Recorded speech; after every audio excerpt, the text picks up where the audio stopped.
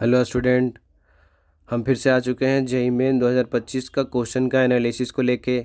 अब एनालिसिस में हम जो जो कॉन्सेप्ट यूज होता है क्वेश्चन में वो भी डिटेल में बताया जाता है, और ये भी बताया जाता है कि अगर कॉन्सेप्ट पता हो, माइंड में सब रिवाइज हो, तो जल्दी से जल्दी क्वेश्चन को कैसे सोल्व करते हैं। तो जेईई मेन में तो समय कम रहता है, तो वहाँ पे तो सब कुछ रिवाइज करके ही जाना होगा। तो इसमें सारा बैकग्राउंड बताया जाता है। तो इस क्वेश्चन में जो दिया हुआ है कि एक फंक्शन है, ये फंक्शन आप देख पा रहे होंगे। उसमें डोमेन क्या है, माइनस इनफाइनाइट से प्लस इनफाइनाइट, और को डोमेन क्या है, माइनस इनफाइनाइट से वन। पूछ क्या रहा है कि फंक्शन बता दीजिए कि वन वन है कि नहीं, फंक्शन बता दीजिए कि ऑन टू है कि नहीं है। तो ऑन टू अगर नहीं है तो इन टू होगा। तो ये कि वन वन है कि नहीं है, ऑन टू है कि नहीं, ये दो तरह का क्वेश्चन है। अब सबसे पहले ये समझना होगा कि वन वन होता क्या है, वन वन का मतलब क्या होता है। तो वन वन का मतलब होता है कि कोई भी आउटपुट क्या हो, रिपीट ना हो। कोई भी आउटपुट अगर रिपीट हो गया, जो भी आउटपुट निकल रहा है फंक्शन से, अगर एक बार भी रिपीट हो गया, एक आउटपुट भी रिपीट हो गया, इसका मतलब है कि वन वन फंक्शन नहीं है। और ऑन टू क्या होता है, ऑन टू ये होता है कि जो कोडोमेन दिया रहता है, ये हमारा कोडोमेन है, और रेंज निकालते हैं कि इससे क्या क्या आउटपुट निकल रहा है। तो दोनों अगर बराबर हो गया तो कैसा फंक्शन हो जाता है, ऑन टू फंक्शन। अगर दोनों बराबर नहीं हो रहा है तो हमारा फंक्शन कैसा हो जाएगा, इन टू फंक्शन। तो हम सबसे पहले चेक करना चाहेंगे कि वन वन है कि नहीं है। अब वन वन कैसे चेक करेंगे, तो कोई भी आउटपुट रिपीट ना हो, अगर ये पता चल गया तो वन वन हो जाएगा। तो हमारा फंक्शन ऐसा दिया हुआ है, टू पे पावर एक्स माइनस टू पे पावर माइनस एक्स टू पे पावर एक्स प्लस टू पे पावर माइनस एक्स। हम देख पा रहे हैं कि टू पे पावर एक्स यहाँ पे है और टू पे पावर माइनस एक्स है। तो टू पे पावर माइनस एक्स को क्या लिख सकते हैं, टू पे पावर माइनस एक्स को क्या लिख सकते हैं, अगर किसी पे भी पावर माइनस हो तो वो कहाँ चलाता है, नीचे। तो ये टू पे पावर माइनस एक्स कहाँ आ गया, नीचे। अब यहाँ पे भी आ गया टू पे पावर माइनस एक्स, नीचे आ गया है। अब देख पा रहे हैं कि ये दोनों में एलसीएम कितना का आएगा, तो ये दोनों में एलसीएम आएगा टू पे पावर एक्स का। तो टू पे पावर एक्स का जब एलसीएम लेंगे तो ये टू पे पावर एक्स यहाँ गुना हो जाएगा, तो टू पे पावर एक्स टू पे पावर एक्स गुना हो गया। और नीचे में भी वही होगा, टू पे पावर एक्स टू पे पावर एक्स गुना हो गया। तो दोनों में नीचे टू पे पावर एक्स टू पे पावर एक्स, ये क्या हो जाएगा, कट जाएगा। अब देखिए यहाँ पे टू पे पावर एक्स टू पे पावर एक्स गुना में है, तो गुना कैसे करते हैं, अगर बेस सेम हो, ए पे पावर एन और ए पे पावर एम, तो क्या हो जाता है, बेस अगर सेम हो तो पावर जो है वो ऐड हो जाता है। तो यहाँ पे भी पावर ऐड कर देंगे कि x प्लस एक्स कितना हो जाएगा, 2x। तो यहाँ पे भी टू पे पावर 2x माइनस वन, यहाँ पे भी टू पे पावर 2x प्लस वन हो गया। अब हम देख रहे हैं कि अगर हमको जानना है कि हमारा जो फंक्शन है कोई भी आउटपुट रिपीट हो रहा है कि नहीं हो रहा है, ये जानना है। तो उसमें अगर रिपीट हो रहा है कि नहीं हो रहा है ये जानना है, तो इंक्रीजिंग डिक्रीजिंग ये अगर देख ले तो हो जाएगा। रिपीट नहीं हो रहा, अगर लगातार बढ़ते ही जा रहा है तो रिपीट कैसे होगा, अगर लगातार घटते ही जा रहा है तो रिपीट तब भी नहीं होगा। तो हमारा एम यही है कि अगर इस फंक्शन के बारे में ये जान लें कि क्या लगातार बढ़ रहा है, क्या लगातार घट रहा है। तो ये जानने के लिए हम देख रहे हैं कि टू पे power two X, two power two X ऊपर नीचे दोनों जगह पे है, तो देखने में बहुत दिक्कत होगा। तो हम एक जगह से हटा लेते हैं।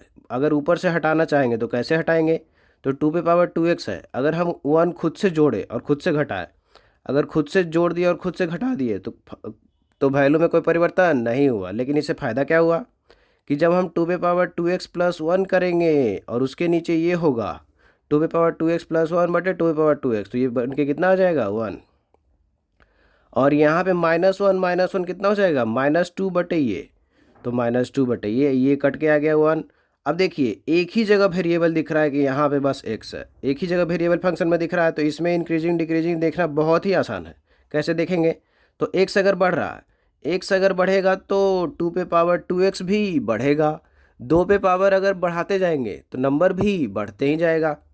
और टू पे पावर अगर बढ़ाते जा रहा है तो नंबर बढ़ते जा रहा है, उसमें एक जोड़ भी दिए तब भी बढ़ते ही जाएगा।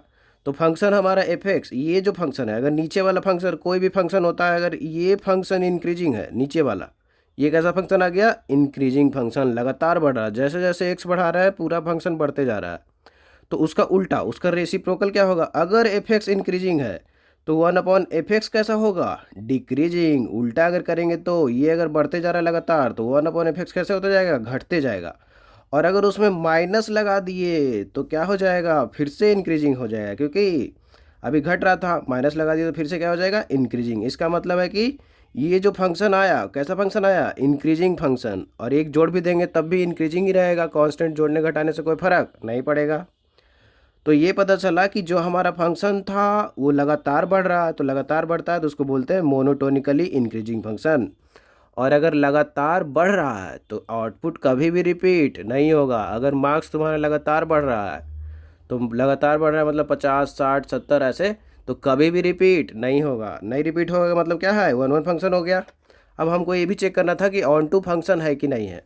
तो अगर लगातार बढ़ रहा है और डोमेन क्या दिया हुआ था, माइनस इनफाइनाइट से प्लस इनफाइनाइट, तो बताइए कि सबसे ज़्यादा वैल्यू कब मिलेगा, सबसे ज़्यादा डोमेन पे मिलेगा, सबसे कम वैल्यू कब मिलेगा, सबसे कम डोमेन पे मिलेगा।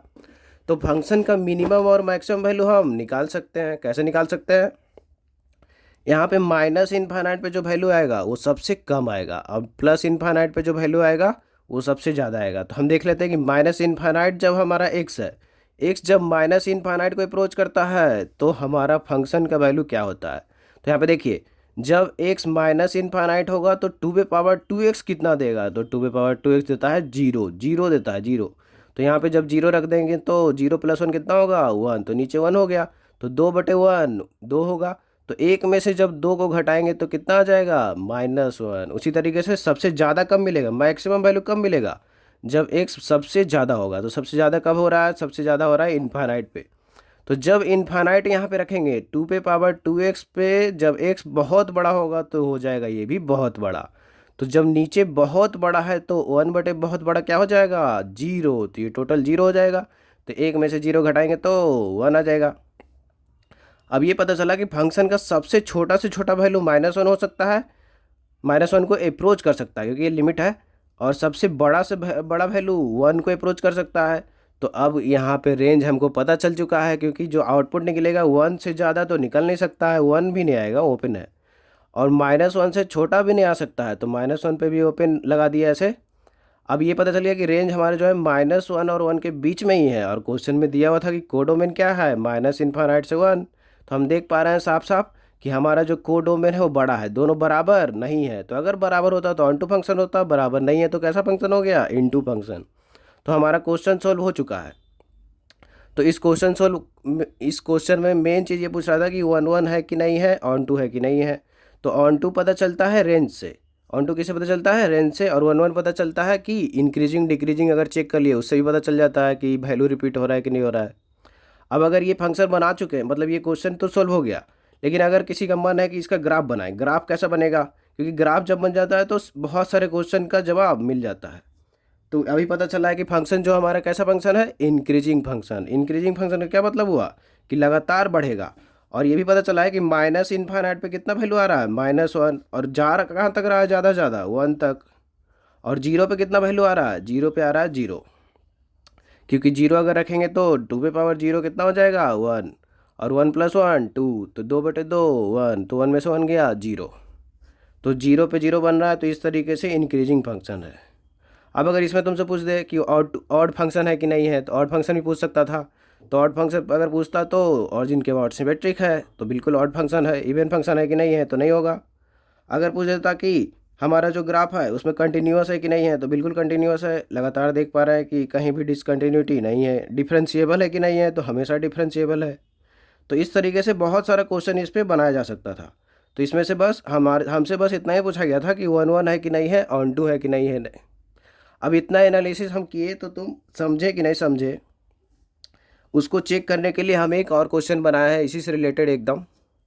जैसे एक फंक्शन है, मान लीजिए उसमें डोमेन दिया हुआ है रियल नंबर में से 0 घटा दिए, और हमारा को डोमेन दिया हुआ है रियल नंबर। फंक्शन में बस इतना बदलाव किए हैं, जो ऊपर था उसको नीचे कर दिए हैं, और जो नीचे था उसको क्या कर दिए, ऊपर। अब इस फंक्शन के बारे में अगर पूछेगा कि 1 1 है कि नहीं है, तो कैसे निकालेंगे, ऑन टू है कि नहीं है, तो कैसे निकालेंगे, इंक्रीजिंग है कि नहीं है, डिक्रीजिंग है कि नहीं है, रेंज क्या होगा इस फंक्शन का, ग्राफ कैसा बनेगा, कंटिन्यूटी होगा कि नहीं होगा, डिफरेंशिबिलिटी होगा कि नहीं होगा।